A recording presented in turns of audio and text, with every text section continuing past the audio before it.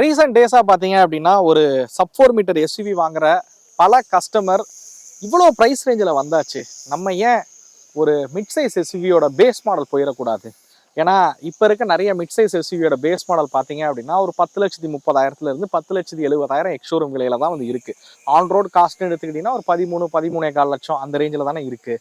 நம்ம ஏன் ஒரு மிட் சைஸில் எஸ்யூவி போயிடக்கூடாது அப்படின்னு தான் யோசிக்கிறாங்க. நம்ம சமீபமாக பதிவு பண்ண நிறைய வீடியோக்களில் பார்த்தீங்கன்னா கம்பேரிஷனே இப்படி தான் இருக்கும். நான் வென்யூவில் டாப் மாடல் பார்க்குறேன், இல்லை சோனட்டில் டாப் மாடல் பார்க்குறேன், இல்லை ரீசெண்டாக ப்ரீஸாவோட ZXi ப்ளஸ் பார்க்குறேன், அதுக்கு பதிலாக இந்த பேஸ் மாடல் காரை நான் போகலாமா அப்படின்றது போல் கேள்வி எழுப்பிக்கிட்டே இருக்கீங்க.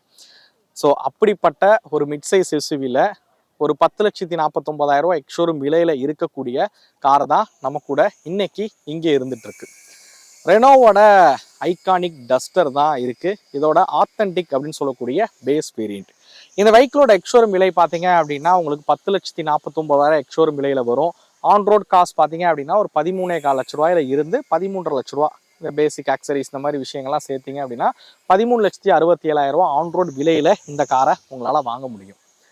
இவ்வளோ ஸ்பெண்ட் பண்ணி நீங்கள் ஒரு பேஸ் மாடல் காரை வாங்குறீங்க, அதுக்கு இந்த கார் ஒர்த்தா அப்படிங்கிற எல்லாத்தையுமே இந்த வீடியோவில் நம்ம டீட்டெயிலாக பார்க்கலாம். வாங்க வீடியோக்குள்ளார போகலாம்.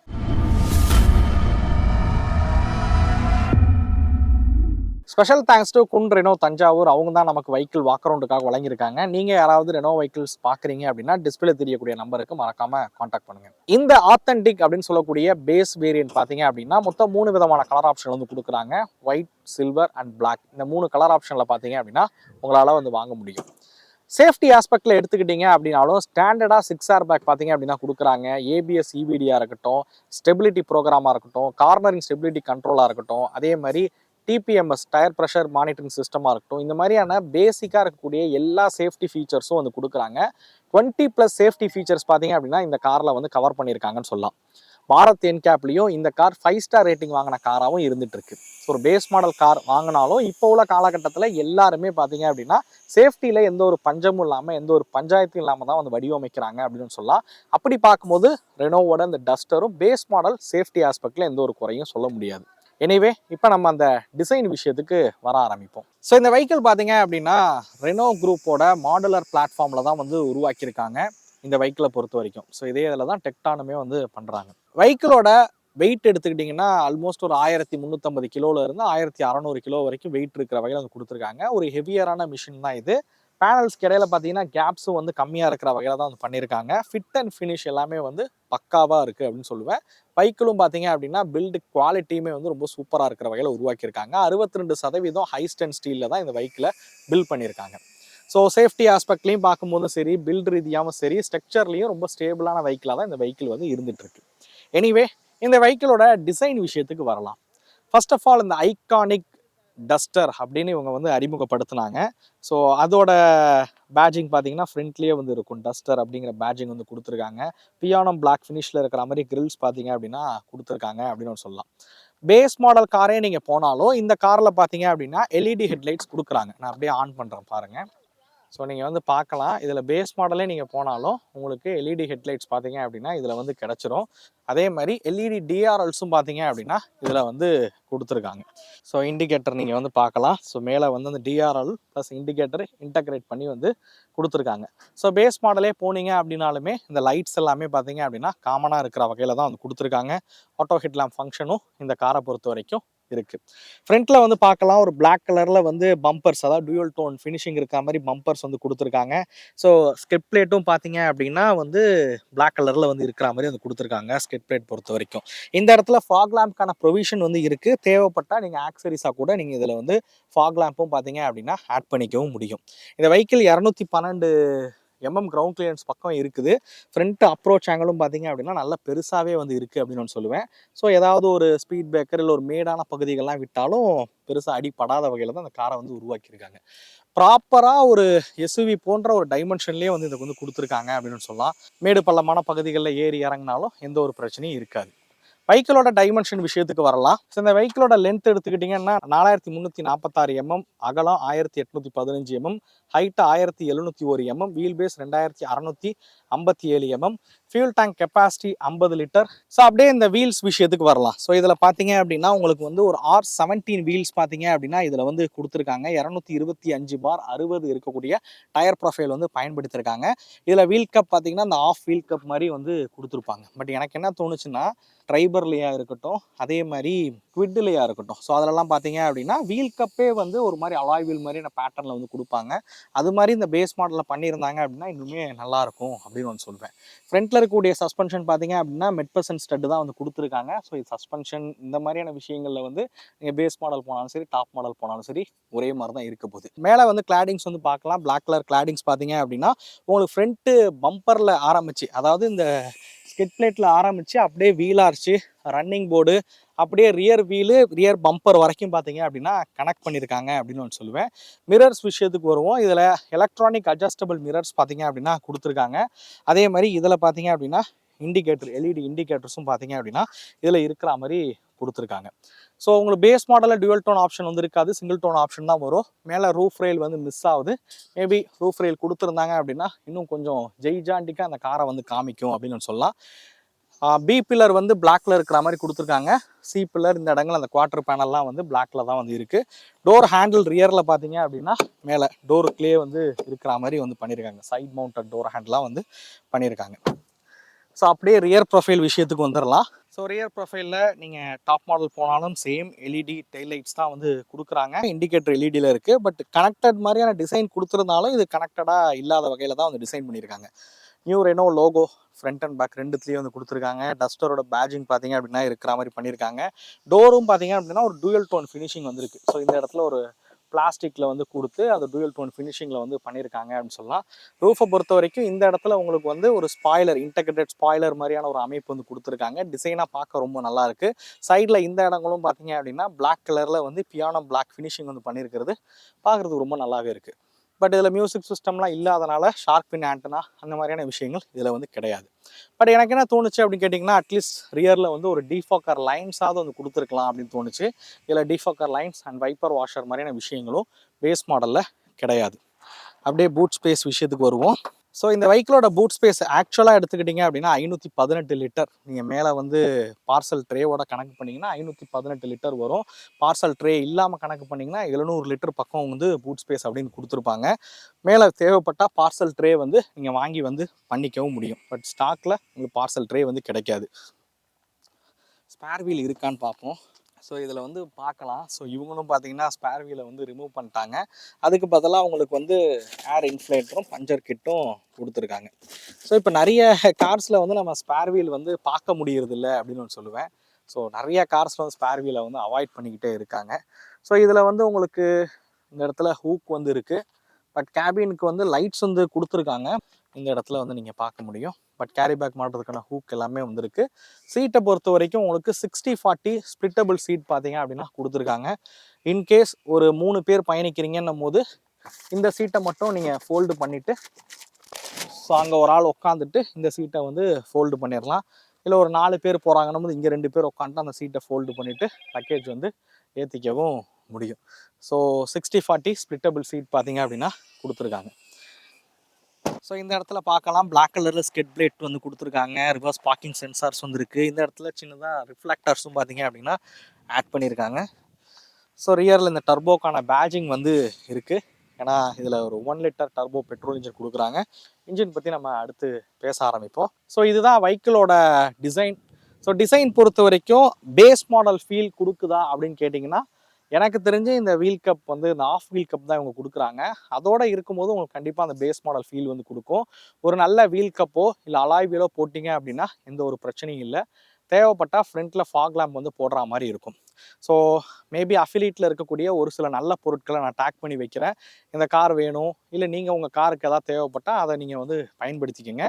ஸோ ஃப்ரண்ட்டில் ஃபாக் லேம்ப்க்கு பார்த்தீங்க அப்படின்னா ஒரு 2500 3000 ரூபா பக்கம் ஆகும். எல்இடி ஃபாக் லேம்ப் நல்ல ப்ரைஸிங்கில் வாங்கி போட்டிங்கன்னா வீல் கப் பொறுத்த வரைக்கும் ஒரு R17 வீல் கப் வந்து ஒரு 3000 ரூபா ப்ரைஸிங்கில் நல்ல வீல் கப் பார்த்தீங்க அப்படின்னா கிடைக்கும்.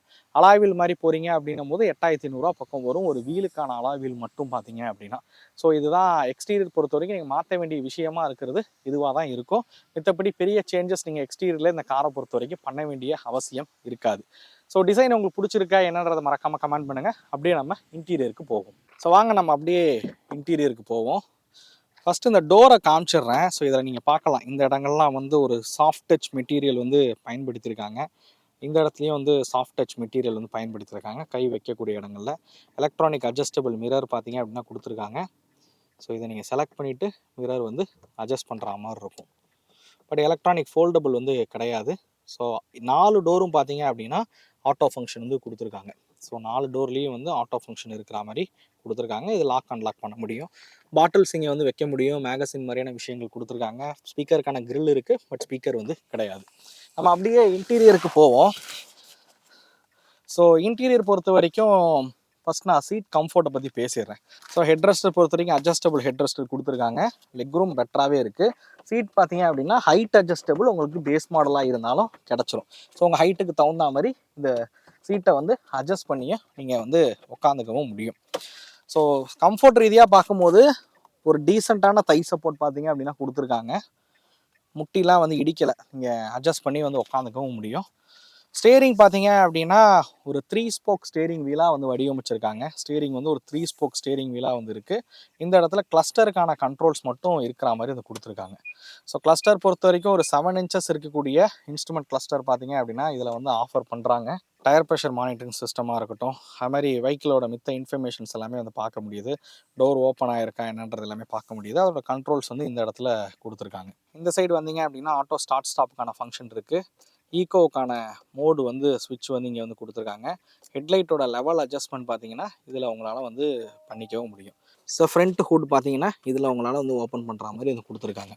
ஸோ இதுதான் டேஷ்போர்ட் அரேஞ்ச்மெண்ட்டு எப்படி இருக்குது அப்படிங்கிறத பாருங்கள். இதில் ஆக்சுவலாக பார்த்தீங்கன்னா மியூசிக் சிஸ்டம் வந்து வராது. நீங்கள் வேணுன்ற பட்சத்தில் இது டம்மி தான், இதை ரிமூவ் பண்ணிவிட்டு இதுக்கு தகுந்த மியூசிக் சிஸ்டம் வந்து உங்களால் பண்ணிக்கவும் முடியும். ரெனோலையும் ஆக்சரிஸாக கிடைக்கும் அப்படின்ற பட்சத்தில் நீங்கள் வாங்கிக்கலாம். அப்படி இல்லைன்ற பட்சத்தில் இதில் மியூசிக் சிஸ்டம் போட்டால் எப்படி இருக்கும் அப்படிங்கிறத நான் அப்படியே ஏஐயில் உங்களுக்கு காமிக்கிறேன். பாருங்கள் எப்படி இருக்கும் அப்படிங்கிறது. ஸோ 10 இன்ச்சஸ் வரைக்கும் கூட நீங்கள் மியூசிக் சிஸ்டம் வேணாலும் இதில் வந்து ஆட் பண்ணிக்கவும் முடியும். பட் இப்போ இருக்க நிறைய பேஸ் மாடல் காரில் பார்த்தீங்க அப்படின்னா மியூசிக் சிஸ்டம் வந்துடுது. குறிப்பாக விக்டோரியஸில் மியூசிக் சிஸ்டம் கொடுத்துட்றாங்க. பட் ஸ்பீக்கரோட குவாலிட்டிலாம் அந்த லெவலுக்கு இல்லை அப்படின்னாலும் அட்லீஸ்ட் மியூசிக் சிஸ்டம் உங்களுக்கு ஸ்டாக்கில் வந்து கிடச்சிருது. கியாவோட செல்டாஸ் வந்து சொல்லலாம், அதுலேயும் உங்களுக்கு பேசிக்லேயே வந்து மியூசிக் சிஸ்டம் வந்து கொடுத்துட்றாங்க. க்ரூஸ் கண்ட்ரோல் வந்து கொடுத்துட்றாங்க. பட் அது மாதிரியான ஃபீச்சர்ஸ் இந்த காரை பொறுத்த வரைக்கும் மிஸ் ஆகுது அப்படின்னு ஒன்று சொல்லுவேன். கீ விஷயத்துக்கு வரலாம். கீ பார்த்தீங்க அப்படின்னா உங்களுக்கு ஒரு ஃபோல்டபுள் கீ தான் வந்து கொடுக்குறாங்க. லாக் அன்லாக் பட்டன் வந்து இதில் வந்து இருக்குது. அண்ட் பூட் பார்த்தீங்க அப்படின்னா ஓப்பன் பண்ணிக்க முடியும்.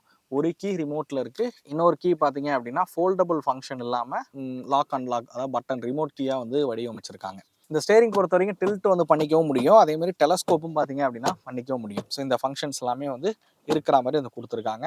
ஸோ கீழே நீங்கள் வந்து பார்க்கலாம், லாக் அன்லாக்கான பட்டன் வந்து இருக்குது. அசாருக்கான ஸ்விட்ச் கொடுத்துருக்காங்க. ஏசி வெண்ட் பார்த்தீங்க அப்படின்னா இந்த இடத்துல வந்து இருக்குது. மேனுவல் ஏசி வெண்ட் தான். இங்கே வந்து உங்கள் மொபைல் ஃபோனை தான் வைக்கணும்னா வச்சுக்க முடியும். 12 வோல்ட்டுக்கான சாக்கெட் வந்து கொடுத்துருக்காங்க. டைப் சிக்கான ஃபாஸ்ட் சார்ஜிங் போர்ட் மாதிரியான விஷயங்கள் இதில் வந்து இல்லை. இந்த இடங்கள்லாம் ஒரு பியானோ பிளாக் ஃபினிஷிங் வந்து பண்ணியிருக்காங்க. இந்த இடங்களாக இருக்கட்டும், இந்த இடங்களாக இருக்கட்டும், இதெல்லாம் க்ளோ பாக்ஸும் பார்த்துடலாம். ஒரு யூஸபிளான க்ளோ பாக்ஸ் பார்த்தீங்க அப்படின்னா இதில் வந்து கொடுத்துருக்காங்க அப்படின்னு சொல்லுவேன்.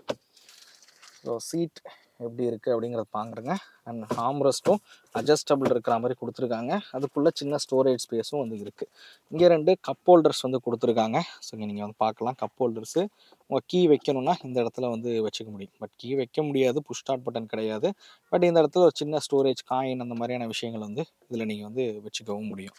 ஸோ இதுதான் டேஷ்போர்ட் அரேஞ்ச்மெண்ட் எப்படி இருக்குது அப்படிங்கிறத பாருங்கள். நான் அப்படியே உங்களுக்கு வந்து ரியர் சீட்டோட கம்ஃபோர்ட் பற்றி சொல்லிடுறேன். ஸோ இந்த இடத்துல நீங்கள் வந்து பார்க்கலாம், உங்களுக்கு வந்து மேனுவல் ஃபங்க்ஷன் இருக்கக்கூடிய டிம்மிங் ஃபங்க்ஷன் இருக்குது. எல்இடி லைட்ஸ் பார்த்தீங்க அப்படின்னா கேபின் லைட்ஸ் வந்து கொடுத்துருக்காங்க.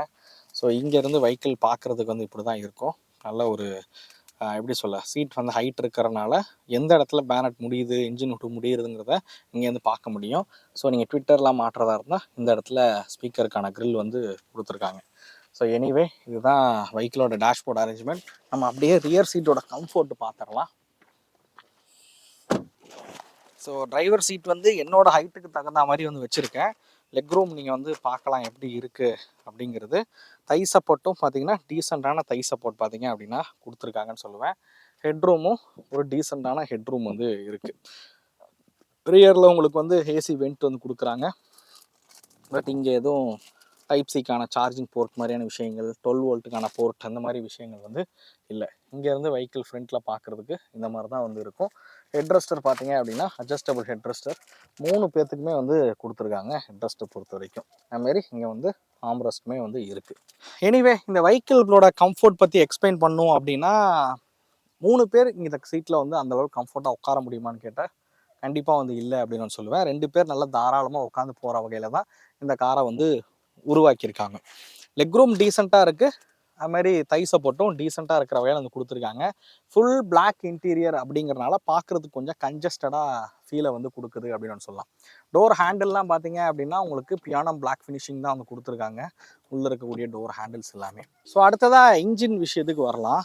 ஸோ இதில் ஆக்சுவலாக உங்களுக்கு பேஸ் மாடல் போகிறீங்க அப்படின்னும் போது உங்களுக்கு 1 லிட்டர் டர்போ பெட்ரோல் இன்ஜின் பார்த்தீங்க அப்படின்னா கொடுப்பாங்க.